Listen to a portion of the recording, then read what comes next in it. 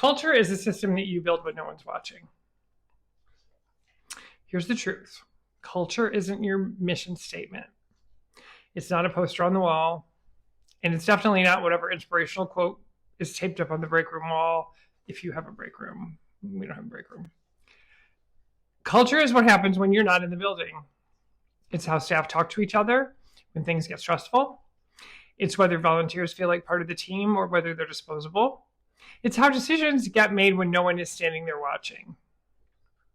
So when I say culture is a system when no one's watching, that's what I mean. Even if you have zero formal processes when you start, you still have a culture. You just haven't figured out what it is yet. The real question is whether it's the one you want or the one that grew out of the survival mode that you created or the person before you created. If you're stepping into a leadership role or trying to clean up a broken system, the first 90 days matters a lot here in culture building. Before you start rolling out new policies or big changes, you need to understand the culture that's already running the place. That starts with paying attention. How do people respond under pressure? What conversations never seem to happen?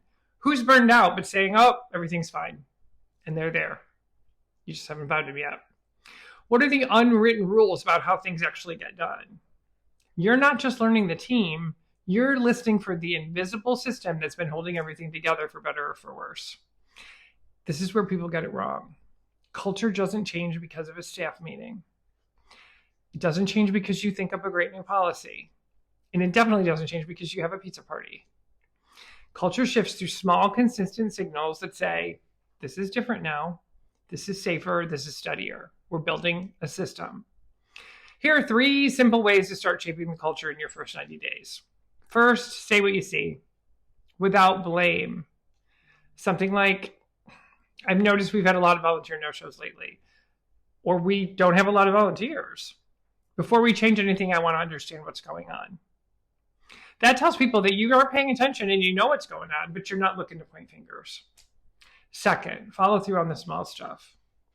If you say you're bringing coffee, bring coffee. Sounds small, big thing. If you say you'll follow up on someone's concern, follow up on that concern and get back to that person and say, here was your concern, here's what we did about it. Tiny moments of reliability do more for culture than any big speeches ever will. Third, notice and name a behavior you want more of. Your front desk person has excellent customer service skills. And if you've worked in a shelter for more than 5 minutes, you know that whoever is working at your front desk has to hear the life story of every single person who comes through the door and the life story of their pet. And if they are good at that, tell them, because it's hard. Some days I'll listen from my office to what she's enduring, and I think to myself, I could never do her job. Tell her. I just reminded myself I need to. That's culture building. It's quiet, unintentional, and real stuff. You cannot change culture in a day. It is shaped by every conversation you have and every conversation that you avoid having. That is why your first 90 days matters so much.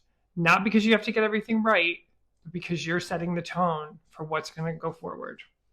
The shelter doesn't run on chaos anymore. It runs on leadership. That's what you want to get across quietly.